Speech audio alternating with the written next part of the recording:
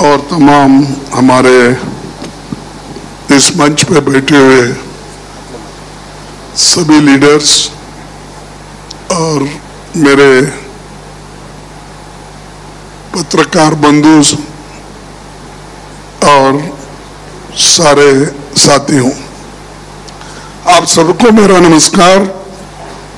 हम सभी जानते हैं कि महाराष्ट्र की गैर कानूनी महायुति सरकार का धोखा, विश्वासघात और साजिश के आधार पर बनाई गई और इसका समर्थन खुद प्राइम मिनिस्टर कर रहे हैं और उनकी रैलीज भी महाराष्ट्र में बहुत हो रही है और वो कहीं भी जाते हैं तो लोगों के बीच में दरार पैदा करने की कोशिश करते हैं और हमेशा समाज को तोड़ने की बात करते हैं, समाज को तोड़ने की बात करते हैं। तो ये जो देश के लिए उन्होंने एक गलत तरीके से अपना विचार रख के लोगों को जो भड़काने का काम कर रहे हैं, शायद कोई प्राइम मिनिस्टर ऐसा भड़काने का काम नहीं किया होगा। मैं भी 53 साल से पॉलिटिक्स में हूँ, एमएलए बन के और एमपी राज्यसभा बन के मेरे भी 53 साल हो गए।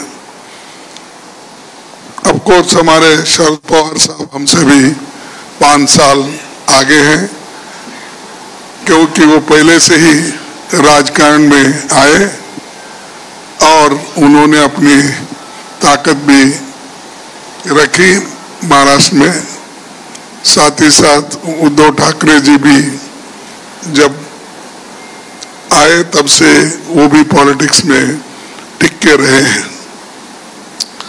तो मेरा एक ही कहना है कि ये जो विश्वासघात की पॉलिटिक्स चल रही है और मोदी सरकार ने संविधान संस्थाओं का दुरुपयोग कर रही है, धमकी, ब्लैकमेल और लालच से विपक्ष दलों में फूट डालकर उन्हें तोड़फोड़ किया जा रहा है।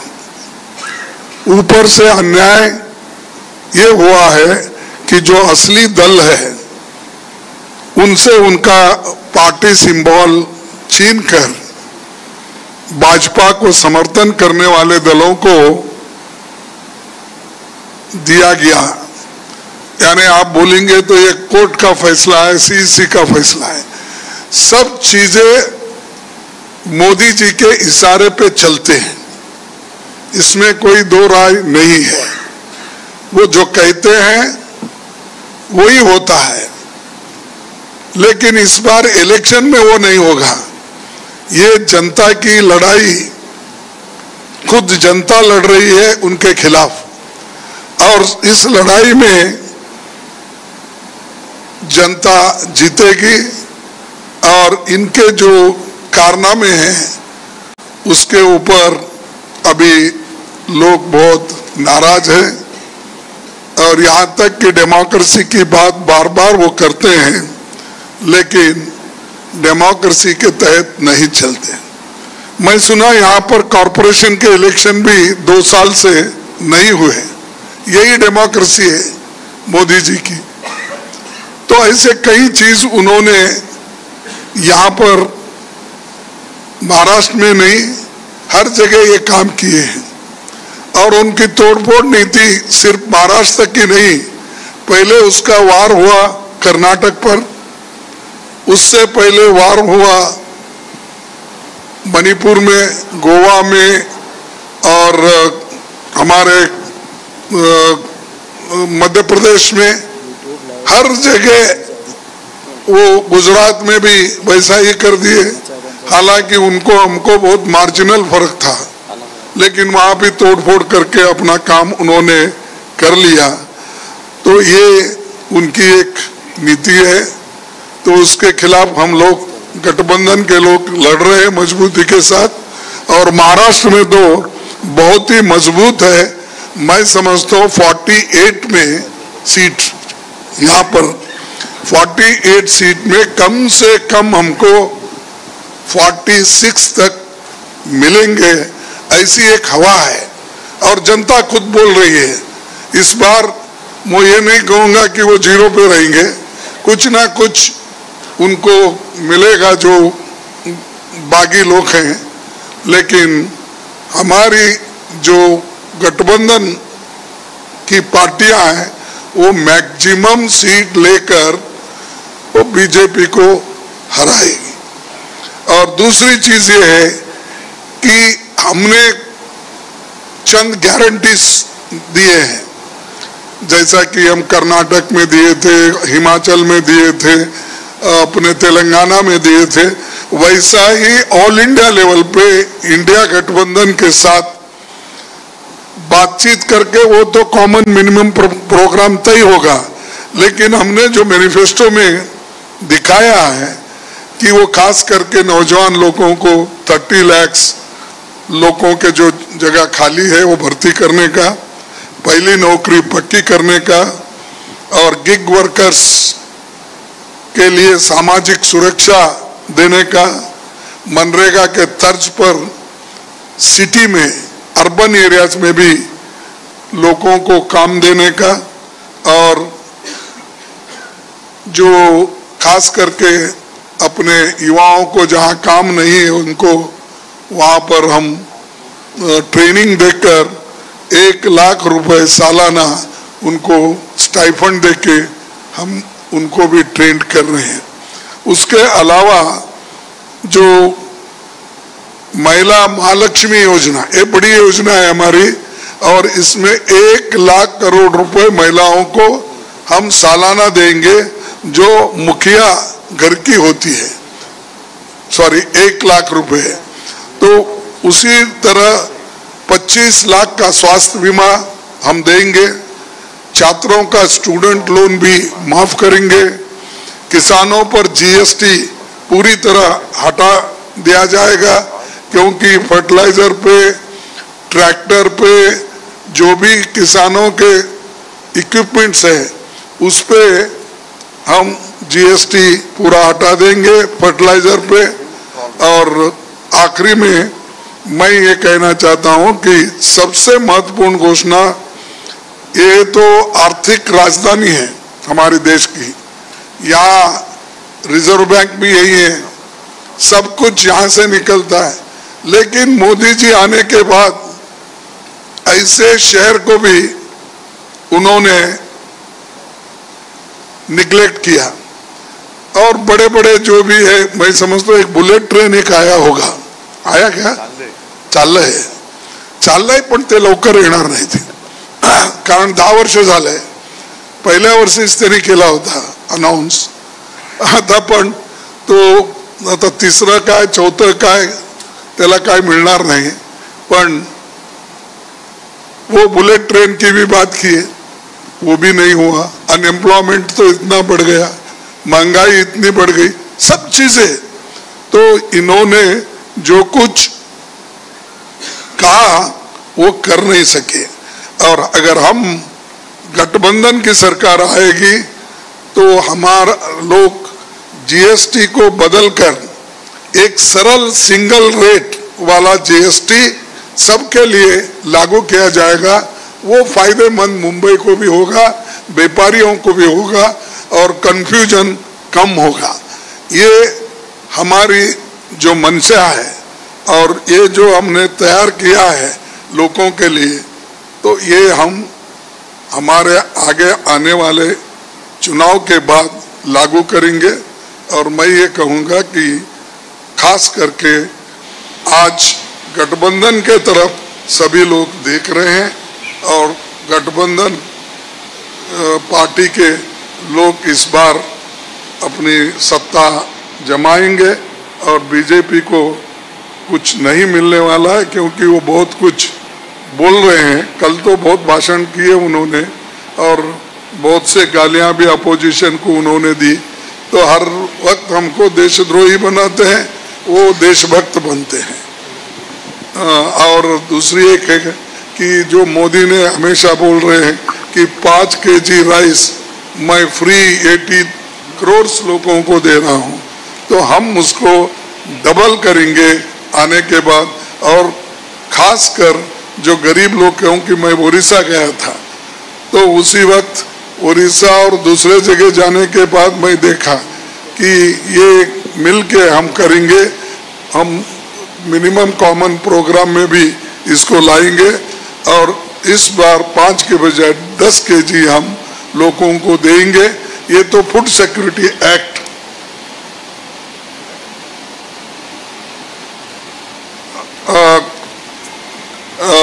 फूड सिक्योरिटी एक्ट ने तो हमने लाया, लेकिन ये फूड सिक्योरिटी एक्ट हम लाने के बाद मोदी जी ये कह रहे मैं फ्री दे रहा हूं। अरे ये तो एक्ट है बनाया हुआ, इसको तो आप निग्लेक्ट नहीं कर सकते। इसलिए हम ये जो असंवैधानिक संस्थाओं का दुरुपयोग भी एक तरफ हो रहा है, जैसा कि ईडी का, सीबीआई का, इनकम टैक्स का, तो खूब दुरुपयोग कर रहे। इसीलिए संविधान को बचाने के लिए और गुड गवर्नेंस के लिए ये जरूरी है कि हम लोग मिलके इसको करना है। तो कम से कम इस बार हम लोगों को एक होने के बजाय ज्यादा से ज्यादा हमको जनता को फायदा होगा और हम ये करके रहेंगे।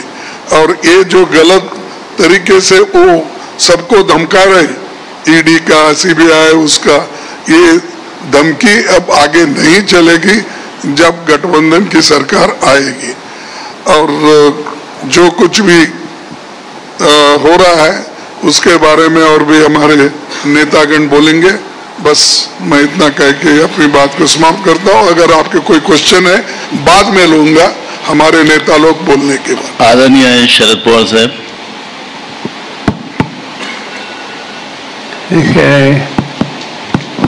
One issue was raised regarding Food Security Act. In fact, in 2004, under Manmohan Singh, Dr. Manmohan Singh, when we had taken responsibility to run the show, that time the food situation in the country was quite serious.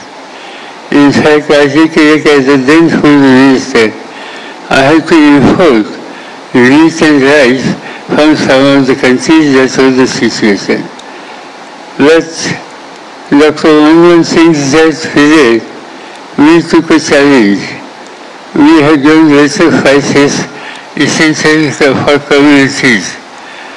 Then we have provided fertilizer, seed and all other activities. And until this situation was changed, after 10 years, when we have handed power to the new people, India was a self-sufficient in food security. India became the largest producer, second largest producer of the wheat in the world. India becomes largest producer of rice in the world. That was the situation which in our regime ultimately resolved. And at that time only, this issue which was raised by Kharge just now regarding Food Security Act, that was introduced in the Parliament and that was unanimously passed. So whatever Mr. Modi might be saying today, that we have taken this major decision, that is not at all correct. This decision was taken by previous government, and the food security situation has been substantially improved with the initiative from farming community and government. Thank you.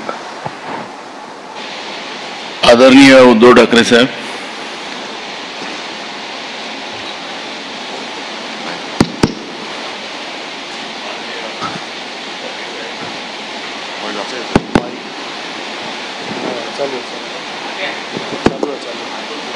आवाज हाँ येतो। माननीय खरगे साहेब, माननीय पवार साहेब, व्यासपीठावरील सर्व मान्यवर, आणि उपस्थित पत्रकार बांधवांनो भगिनींनो, 4 जूनला आपल्या देशातलं जुमला पर्व संपतं आहे आणि 14 साली जे मोदीजी म्हणालेले त्या आजची दिनाची सुरुवात येत्या 4 जून पासून होईल, कारण इंडिया आघाडीचं सरकार या देशामध्ये येते. जवळपास सर्व प्रचाराचे मुद्दे म्हणजे जनतेच्या जीवन मरणाचे प्रश्न हे सगळे अख्ख्या देशामध्ये चर्चिले गेलेले आहेत.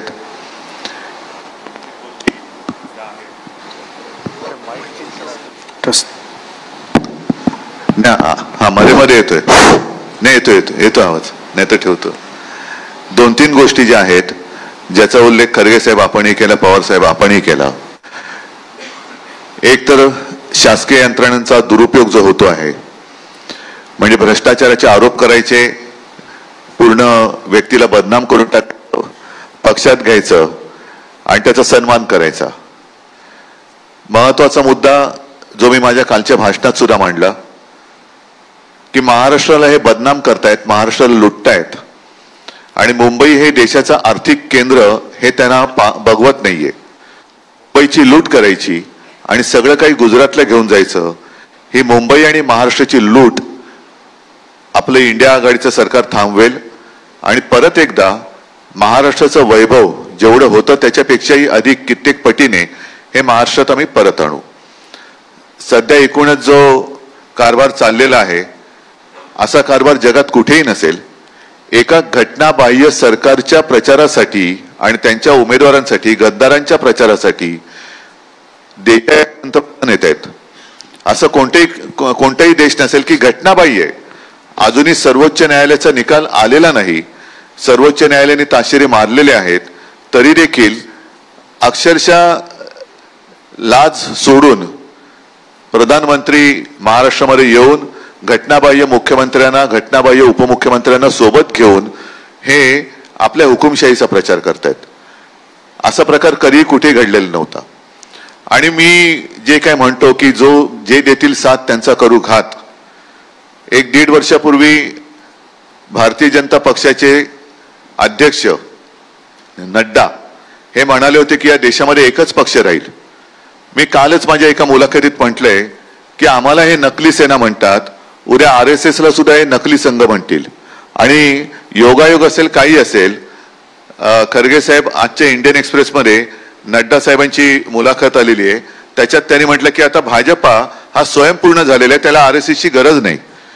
म्हणजे आता 100वे वर्ष म्हणजे 16वे वर्ष धोक्याचं म्हणतात तसं संघाला 100वे वर्ष धोक्याचं होते की काय, कारण संघाला सुद्धा हे नष्ट करून टाकतील. आणि हेच एक कल्ली कारभार हा संपूर्ण देशामध्ये चालू ठेवतील. ही हुकुमशाहीची नांदी आहे. ज्यांनी आपल्याला राजकीय जन्म दिला त्याच पक्षाला, त्याच संघाला किंवा त्या संस्थेला संपवायला निघालेले आहेत. आणि त्याच करता मी जे काल म्हटलं की यांना गद्दारांची घराणेशाही चालते पण प्रमोद महाजनांची चालत नाही, आमची चालत नाही. हा सगळा प्रकार हा घृणास्पद आहे. त्याच्यावरती मी वेळोवेळी बोललेलो आहे. आज सुद्धा आणखीन काही आपल्याला प्रश्न असतील तर आमच्या तिघांपैकी आपण कोणाला विचारा, आम्ही त्याच्याबद्दल उत्तर देऊ. एकच मिनिट, सॉरी, जो कालच्या सभेत मला बोलण्याचा एक मुद्दा होता की यांचा पैशाचा वाटप हा मोठ्या प्रमाणावरती चालण्याच्या तक्रारी आमच्याकडे येत आहेत. 50 खोके आता फुटलेले आहेत आणि सगळीकडे त्याचं वाटप होतंय. मात्र काही ठिकाणी अशा तक्रारी आल्यात, ज्या तक्रारी आम्ही निवडणूक आयोगाकडे गेलेल्या आहेत की ज्या वस्त्यांमधनं मतदान होण्याची शक्यता भाजपला कमी वाटते, तिथल्या काही लोकांना आधीच ते बोटाला शाई लावतायत. म्हणजे ही शाई बाहेर आली कशी, तो एक निवडणूक आयोगाकडे आम्ही प्रश्न उपस्थित केलेला आहे. आधीच बोटाला शाई लावली म्हणजे ती व्यक्ती ही मतदान करूच शकणार नाही, एवढ्यापर्यंत यांची मजल गेलेली आहे. तर मी आपल्या माध्यमातून उद्या जिथे जिथे निवडणुका होणार आहेत तिथल्या सर्व निवडणूक यंत्रणेला आणि आमच्या तिन्ही पक्षांच्या कार्यकर्त्यांना सतर्क राहण्याच्या सूचना देत आहे की असा कुठे जर का गैरप्रकार आढळला तर त्याला ताब्यात घेऊन पोलिसांच्या ताब्यात द्या.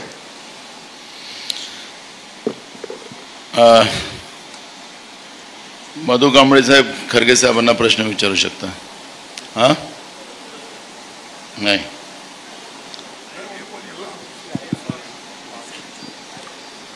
विनय देशपांडे साहेब यांना ठाकरे साहेबांना विचारा तुम्ही प्रश्न. हॅलो मी विनया देशपांडे CNN न्यूज 18 मधून.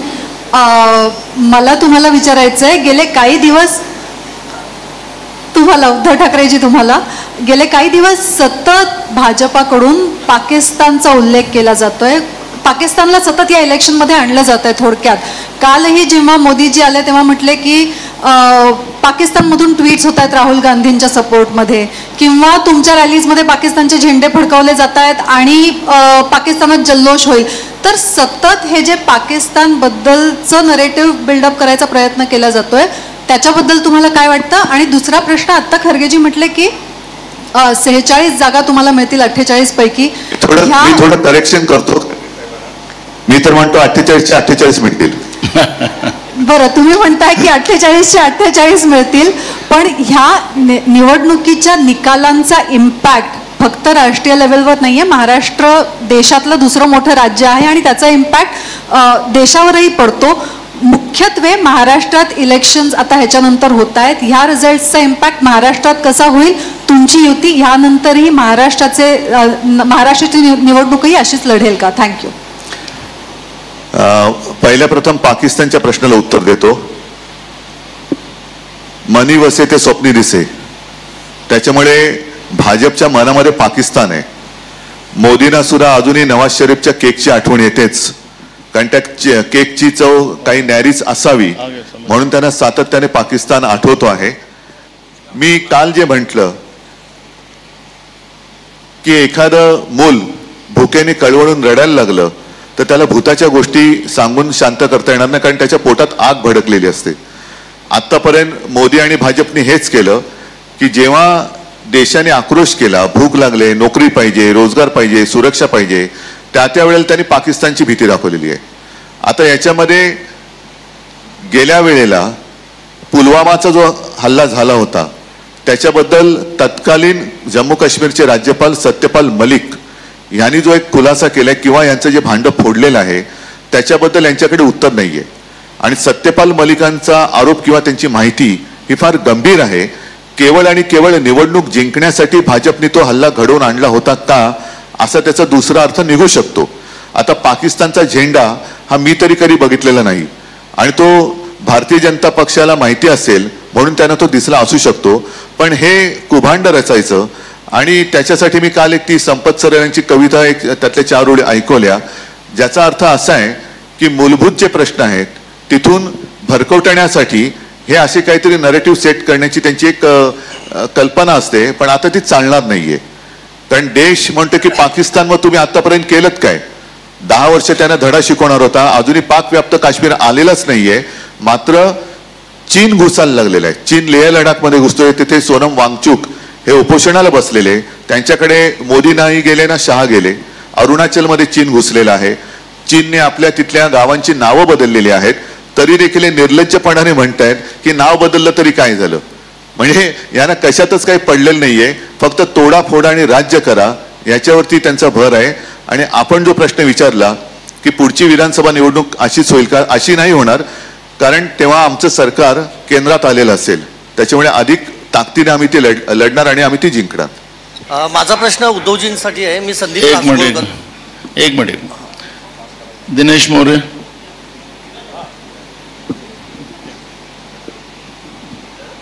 मेरा सवाल उद्धव जी आपसे और उसके बाद खड़गे जी आपसे होगा. पहला सवाल ये कि जेपी नड्डा जी ने जो कहा है कि अब हमें आरएसएस की जरूरत नहीं, अप्रत्यक्ष रूप से कहा, उस पर आपका क्या कहना है? खड़गे साहब, आपसे मेरा सवाल यह है कि कल नरेंद्र मोदी जी ने बाराबंकी की सभा में कहा है कि अगर आपकी सरकार आती है तो आप लोग राम मंदिर पर बुलडोजर चलवा देंगे, उस पर आपका क्या कहना है? Thank you. ठीक है, आपने क्या कहा था नड्डा साहब, तो अभी इतना ही बाकी है. वो आरएसएस को भी नकली आरएसएस कह देंगे कल उठकर, और मुझे तो अभी आरएसएस को खतरा महसूस हो रहा है मुझे, क्योंकि आरएसएस को वो उसके ऊपर वो बंदी लगाएंगे. भाई जर का ते असं म्हणतात की राम मंदिरावरती कांग्रेस बुलडोजर चलाएगी तो आरएसएस पर बैन भाजपा लगाएगी.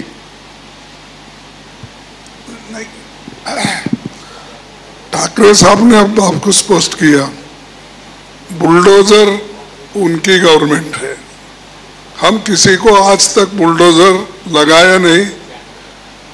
और ये जो भगवान की मंदिर जो ट्रस्ट के ओर से बनी है, अभी बनने में है, ये जनता में एक भ्रम पैदा करने के लिए और जनता में एक रोष पैदा करके इंस्टिगेट करने का, ये तो मैं समझता हूँ ये तो इलेक्शन कमीशन उनके ऊपर एक्शन लेना चाहिए।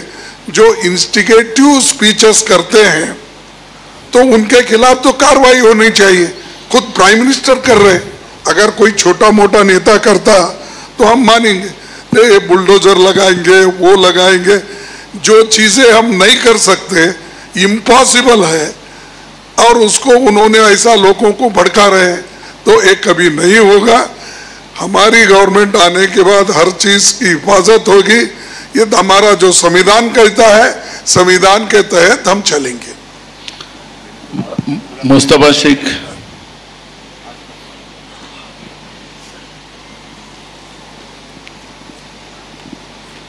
सर, प्रश्न इस तरह है कि पीएम मोदी हर चीज में क्लैरिटी रखते हैं, लेकिन मुस्लिम वोट के मुद्दे पे कहीं ना कहीं क्लैरिटी नहीं है। इंटरव्यू में एक बात है और स्पीचेज में दूसरी बात निकल के आ रही है। ऐसा आपको क्यों लगता है? कल राज ठाकरे ने आगे जाके ये कहा है कि जो मुसलमान आपके साथ हैं वो उद्रेकी है या वो सर नहीं उठा पाए 10 साल से, इसलिए आप लोगों के साथ हैं।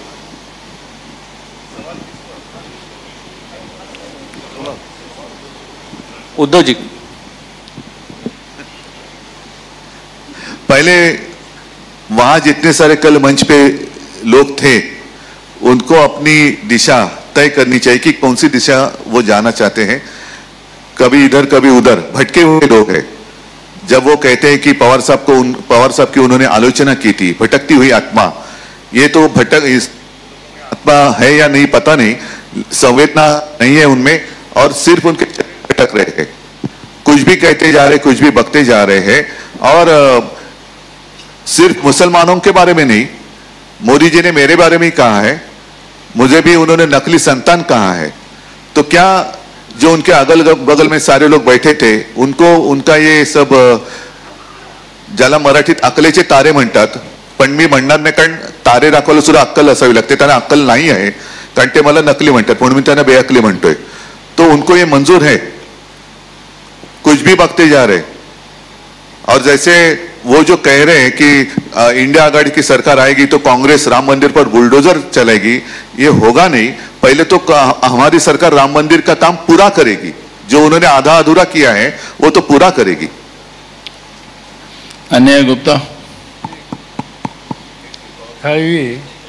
जहाँ तक राम मंदिर पर बुलडोजर की बात हुई, हम ये कहना चाहते हैं कि इस देश में जितने जितने रिलीजियस इंस्टीट्यूशंस है, चाहे हिंदू के हो, चाहे मुस्लिम के हो, चाहे ईसाई को हो, चाहे सिखों को, इनकी इज्जत रखना हमारा फर्ज रहेगा। सर, ममता बनर्जी ने कहा कि इंडिया आघाड़ी की सरकार इंडिया आघाड़ी की सरकार बनती है तो वो आउटसाइड सपोर्ट देंगी। इस पे कांग्रेस लीडर अधीर रंजन ने कहा कि वो ममता पर भरोसा नहीं करते, आगे जाकर वो बीजेपी के भी साथ जा सकती हैं। खड़गे सर, आपका जवाब। अब ममता जी, पहले तो उन्होंने ये कहा कि हम बाहर से सपोर्ट करते हैं, ये पहले से भी हुआ, बहुत से पार्टियां बाहर से सपोर्ट करते आते हैं। जैसा कि यूपीए गवर्नमेंट था पहले तो 2004 में, तो बाहर से सपोर्ट कर रहे थे कम्युनिस्ट। अब उन्होंने ये कहा है, लेकिन रिसेंटली और एक स्टेटमेंट उनका आया है कि अगर सरकार बनती है तो सरकार में हम शामिल हो जाएंगे। तो नेचुरली वो गठबंधन के साथ है, ये स्पष्ट है। अब रही बात अधीर रंजन चौधरी की, अधीर रंजन चौधरी निर्णय लेने वाले नहीं, निर्णय लेने वाले हम हैं, कांग्रेस पार्टी है, हाईकमांड है, इसीलिए वो हम जो निर्णय लेंगे वही सही होगा। सर, क्योंकि वो कांग्रेस लीडर हैं, उनका व्यू अलाइन नहीं हो रहा है पार्टी लाइन के साथ। नो, देखो अलाइन नहीं हो रहा, ये नहीं हो रहा कि मैंने कहा कि हाईकमांड हम हैं, हम जो तय करेंगे फॉलो करें। अगर कोई फॉलो नहीं करता तो वो बाहर जाएगा। एक मिनट संजय, एक मिनट संजय, दीप्ति सिंह। नहीं, वो कुछ कहना चाहते ना, क्या है? संजय को दो। Kharge sahib, till yesterday Mr. Modi was telling that Congress manifesto was nothing but a Muslim League manifesto, and suddenly at the yesterday's meeting he says that, and he finds out it's a Maoist manifesto, and if at all it has to be implemented, the country will go bankrupt. How do you see this? My second question is to Mr. Sharad Pawar. Pawar साहेब, ते कालपासून असं म्हणायला लागलेत, आधीच्याही 3 meeting मध्ये म्हणाले होते की राहुल गांधींनी आता वीर सावरकरांबद्दल बोलायचा, त्यांचा अपमान करण्यासंदर्भात बोलायचं बंद केलंय इलेक्शन पुरतं. या इंडिया ब्लॉक आघाडी आणि शरद पवारांमध्ये धमकी असेल तर त्यांनी सांगावं, लाईफ टाइम मध्ये त्यांनी सावरकरांबद्दल काही बोलणार नाही. How do you see this? म्हणजे this is a narrative being set basically again to say that की तुम्ही सगळेजण जे हिंदू, त्यानंतर राम मंदिर असेल किंवा आर्टिकल 370 असेल, याच्या विरोधातून एक नरेटिव्ह सेट करतायत. आम्ही फक्त त्या बाजूनी केलेले आहेत.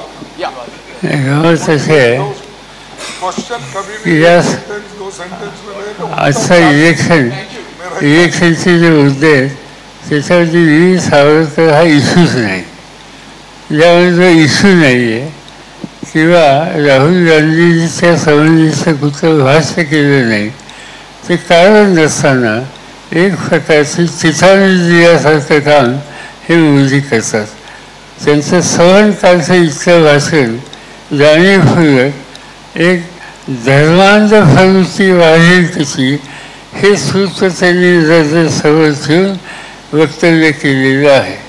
आज सामाजिक ऐक्य हा जो विषय आहे तो सगळ्या देशवासियांच्या दृष्टीने अत्यंत महत्त्वाचा आहे, आणि प्रधानमंत्री पदाची जबाबदारी ज्यांच्यावर आहे त्यांनी त्या संदर्भात तारतम्य दाखवायची आवश्यकता आहे. दुर्दैव आहे की हे पहिले प्रधानमंत्री आहेत की या संबंधीचं तारतम्य दाखवत नाहीत आणि सामाजिक, धार्मिक, भाषिक ऐक्याला प्रोत्साहन देत नाहीत. खरगे सर, वो this side. Deepti Singh sir, माझा प्रश्न. नहीं, ठीक है आपका बोलना. देखिए, मोदी जी की आदत है झूठ बोलना, और आपके पास बहुत सबूत है, मैं बोलने की जरूरत नहीं. काले धन का सबूत है, 2-2 करोड़ नौकरी देने का सबूत है, MSP का नहीं, MSC लागू करने का, और किसान की आमदनी दुप्पट करने का, ऐसे कई हैं. ये सब झूठ है, आपको भी मालूम है. और ये भी ऐसा ही बोला कि जब हमारी इलेक्शन मैनिफेस्टो निकली तब उन्होंने बोला ये इलेक्शन मैनिफेस्टो ये मुस्लिम लीग की है. अब आज बोल रहे हैं वो माओ की. अरे किसी एक पे तो टिक के रहो कम से कम. मोदी जी, आपको सलाह देने वाले कौन है मुझे मालूम नहीं. क्या खुद का सलाह से आप बात करते हो? खुद की आत्मा ऐसी बोल रही है, क्या आप किसी का सुन के बोल रहे हो? ये तो मजाक हो गया. मुस्लिम लीग का ये 5 न्याय है हमारे, क्या मुस्लिम लीग के लिए है? युवा न्याय, नारी न्याय, श्रम न्याय, जनगणति का और किसान न्याय, ये क्या मुस्लिम लीग के लिए है? और उसी तरह से जो 25 गारंटीज हमने बनाई और उसके साथ में और एक बोला कि मैं 5 kg के बजाय 10 kg बना रहे, क्या ये मुस्लिम लीग के लिए है? तो ये ऐसी चीजें ये बोल कर लोगों को झूठी बातें बोलकर आज तक वो लोगों को मूर्ख बना रहे. भाई मूर्ख आप बहुत दिन नहीं बना सकते, चंद दिन के लिए चंद लोगों को बना सकते, सब लोगों को सब टाइम आप मूर्ख नहीं बना सकते. तो ये जो माओइज्म का बोल रहे, अरे हमारा तो पार्टी सेंट्रलिस्ट है, सबको मालूम है. नेहरू की आइडियोलॉजी पे हम चल रहे हैं डेमोक्रेसी में. महात्मा गांधी जी के आशीर्वाद से जो हमको मिला है उपदेश, उस पे हम चल रहे हैं. ये सब छोड़ के माओ के जैसा है, तो तुम माओ के बाप हो ना. अब तो आप तो ऐसे हो कि हर चीज पे हमला बोलते हो. तो ऐसे लोगों से देश बहुत दिन नहीं चला सकते. अब तो खत्म होने पे ऐसा उनका 100 बकना हमारा 1 करना बराबर है. खड़गे सर एक सवाल एक मिनट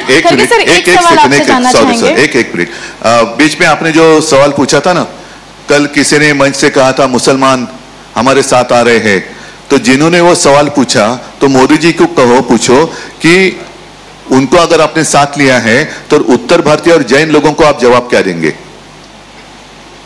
खड़गे सर दिस वे सर, एक सवाल आपसे जानना चाहेंगे, क्या कांग्रेस दिल्ली में आपसे दूरी बना रही है? क्या केजरीवाल को कांग्रेस सपोर्ट करेगी?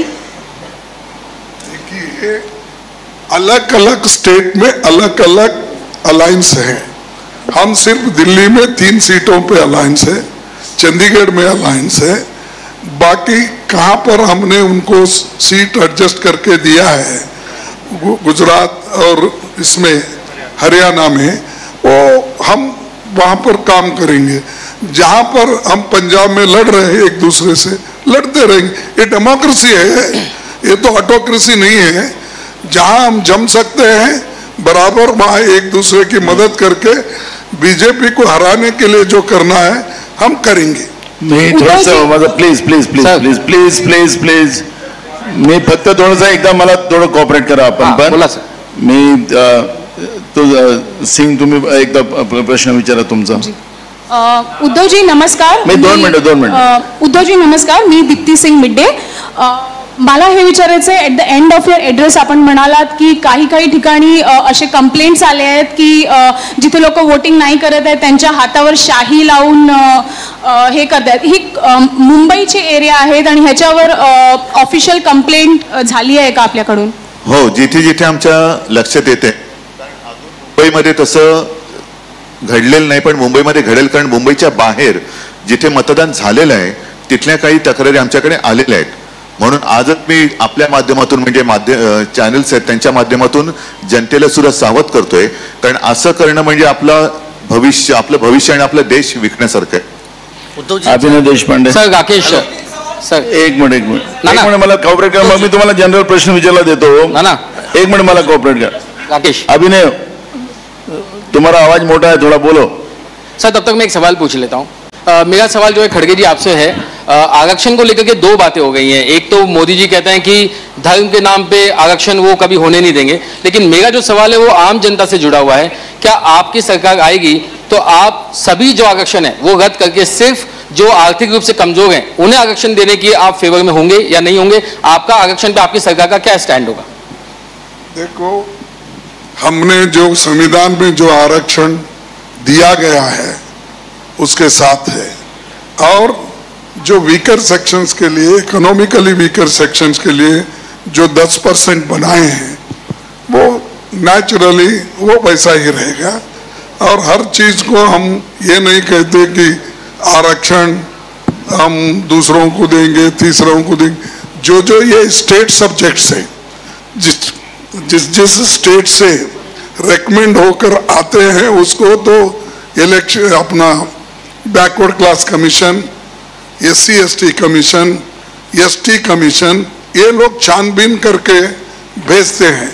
तो ये तो मुद्दा ऐसा नहीं कि आज आप बोले, आप कहे मैं यस बोलूं, ऐसा नहीं हो सकता. इसको एक प्रोसीजर है, और जो रिजर्वेशन ऑलरेडी संविधान में है वो तो रहेगा ही, उसको कोई टच नहीं करेगा, कर भी नहीं सकता.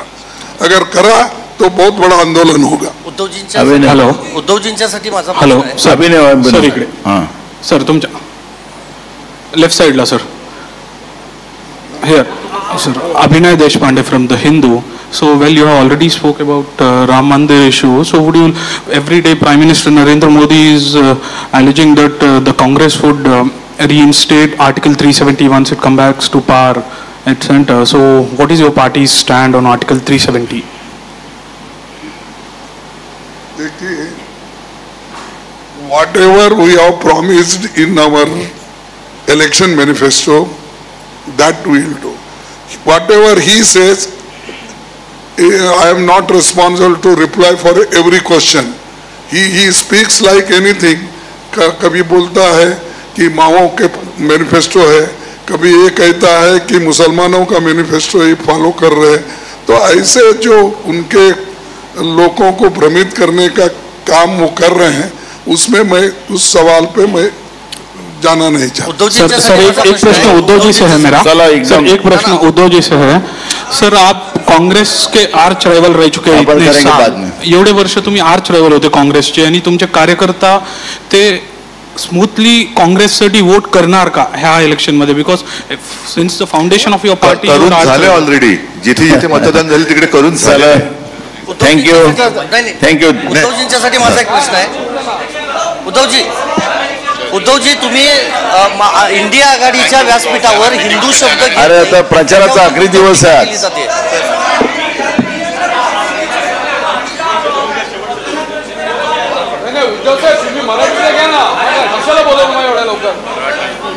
सर मराठीचं चल घे लवकर घे. नाही उद्धवजींच्यासाठी माझा प्रश्न आहे. सागर बोल लवकर. मी संदीप रासगोळकर TV9 मराठी. तुम्ही इंडिया आघाडीच्या व्यासपीठावर इंडिया आघाडीच्या व्यासपीठावर हिंदू शब्द घेत नाही, फक्त देशभक्त शब्द घेता, यावरून तुमच्यावर टीका सुरू आहे. आणि दुसरा प्रश्न खरगे साहेब, जे लोक देशभक्त या शब्दावरती आक्षेप घेतात, एक तर ते हिंदू नसतील किंवा देशभक्त नसतील. कारण हिंदू देशभक्त नाहीत हा शोध कोणी लावला? हिंदू काही देशभक्त नाही. देशभक्त असणं हा काही गुन्हा आहे? अत्यंत असा याचा अर्थ असा की आमच्यावरती जे पाकिस्तानचा झेंडा नाचवल्याचा आरोप करतायत ते देशद्रोही आहेत. आणि मी देशभक्त शब्द वापरल्यानंतर ज्यांना आक्षेप आहे ते देशद्रोही आहेत. आणि हिंदू तर नक्कीच असतील असं मला वाटत नाही, कारण या देशातले आम्ही सर्व हिंदू हे देशभक्तच आहोत. आणि देशभक्तांमध्ये सर्व आहेत, अगदी मुसलमान सुद्धा आहेत, ख्रिश्चन सुद्धा आहेत, शीख तर आहेतच आहेत. जी लोक शेतकऱ्यांच्या आंदोलनाला नक्षलवादी म्हणतात, देशद्रोही म्हणतात आणि संघाचे कार्यवाह होसबळे हे शेतकऱ्यांच्या आंदोलनाच्या माध्यमातून अराजक येते, त्याला अराजकता मानतात, ते देशभक्त आहेत असं म्हणणारे असं मला वाटत नाही. आणि परत सांगतो, माझ्या देशभक्त या शब्दाला आक्षेप घेणारे हे देशद्रोही आहेत. खरगे साहेब आणि उद्धव ठाकरेंना आहे माझा प्रश्न. माझा एकच प्रश्न आहे खरगे साहेब आणि उद्धव ठाकरेंना. लोकसभा निवडणुका आता अंतिम टप्प्यात आहेत, अशा वेळेस इंडिया आघाडीमध्ये पंतप्रधान पदाच्या चेहऱ्यावर काही सहमती बनली आहे का? राहुल गांधी हे या सरकारचं नेतृत्व करतील जर संख्याबळ बनलं तर. उद्धव ठाकरे तुमची स्वतःची इच्छा आहे का जर असं सरकार बनलं तर नेतृत्व करण्याची? आम्ही इंडिया आघाडी ही देशातली लोकशाही आणि देशाचं स्वातंत्र्य टिकवण्यासाठी केलेली आहे. अत्यंत एक गमतीची गोष्ट आणि महत्वाची गोष्ट अशी आहे की आमच्या इंडिया आघाडीकडे अनेक चेहरे आहेत. आम्ही वर्षाला एक पंतप्रधान करू शकतो असं पंतप्रधान म्हणतात. याचा अर्थ त्यांनी मानलेला आहे की त्यांचं सरकार येत नाही. आमच्याकडे चेहरा कोणा प्रश्नच नाहीये. प्रश्न आहे तो भाजपाकडे, कारण भाजपाकडे एकच चेहरा आहे आणि तोही चेहरा चालत नाही. भाजप काही म्हणू दे, भाजप म्हणजे कोण ब्रह्मदेव नाहीये. त्याच्यामुळे भाजप काही म्हणू दे, पद हे फिरता चषक. आम्ही इंडिया आघाडी म्हणून बोलतोय. भाजप म्हणजे आणि नरेंद्र मोदी म्हणजे ब्रह्मदेव नाही. परत एकदा सांगतो, आमच्याकडे इंडिया आघाडीकडे पंतप्रधान पदासाठी अनेक चेहरे आहेत. त्याच्याबद्दल सुद्धा काय करायचं हे आमच्या बैठकीमध्ये ठरलेलं आहे. पहिले त्यांना अंगावर यायचं तेवढे येऊ द्या. त्यांच्याकडे आता चेहरा नाही. अनेकदा मी म्हटलेलं आहे आणि मोदीजीच म्हणाले की एकच प्रॉडक्ट किती वेळा लॉन्च करणार. आता तोच प्रश्न त्यांना आहे. प्रत्येक वेळा निवडणूक आल्यानंतर हे बोवल्यावरती चढतात. 14 साली चढले, 19ला चढले, 24ला चढले आणि आता तो चेहरा चालत नाही. मोदी लाट आज कुठेही नाही. आणि भाजपची पंचायत अशी झाली की निवडणूक आता अंतिम टप्प्यात आल्यावर ते पंतप्रधान पदाचा चेहरा बदलू शकत नाही. त्याच्यामुळे त्यांना हारण्याशिवाय दुसरा आता काही पर्याय उरलेला नाही. पवार साहेबांना प्रश्न आहे माझा. पवार साहेब, आता काँग्रेस अध्यक्षांनी म्हणजे राष्ट्रीय अध्यक्ष साहेबांनी आणि उद्धवजींनी एक वेगवेगळे महाविकास आघाडीचे विजयाचे आकडे सांगितले. तुम्ही काही दिवसांपूर्वी शिरूर किंवा पुण्यामध्ये एक आकडा वेगळा सांगितला होता. आज तुमचा फिगर, मॅजिक फिगर काय येतो महाविकास आघाडीचा? आणि दुसरा, उद्धव साहेबांना प्रश्न आहे. काल राज ठाकरे यांनी थेट सांगितलं की पंतप्रधान झालेच मोदी, कारण की नेहरू नंतर ते होणारे तिसरे पंतप्रधान असतील. त्यावर तुमची प्रतिक्रिया काय? मला नाही वाटतं ते लक्ष देण्यासारखं विधान आहे त्यांचं. मोदींनी सुद्धा त्यांच्याकडे लक्ष नाही दिलं, त्यांच्या मागण्यांकडे लक्ष नाही दिलं, तर मी का देऊ? असं आहे की माझं स्वतःचं असेसमेंट सांगितलं होतं. आत्ताच आपण खरगे साहेबांच्या त्यांच्याकडची माहिती ही अधिक आणि लेटेस्ट आहे. त्यामुळे त्यांनी जो आकडा सांगितला मांडला आणि त्याच्या आसपास आहोत. महाविकास आघाडीच्या या संयुक्त पत्रकार परिषदेला उपस्थित असलेले सर्व पत्रकारांचे, उपस्थितांचे, मान्यवरांचे सर्वांचे आभार. पत्रकार परिषद संपली आहे. धन्यवाद. तर इंडिया आघाडीकडे पंतप्रधान पदासाठी अनेक चेहरे असल्याचं उद्धव ठाकरेंनी म्हटलंय. सोबतच हिंदू हे देशभक्त नाहीत का असा सवाल केलाय. नरेंद्र मोदी म्हणजे ब्रह्मदेव नाहीत. इंडिया आघाडीत पंतप्रधान पदासाठी अनेक चेहरे आहेत. इंडिया आघाडीची पत्रकार परिषद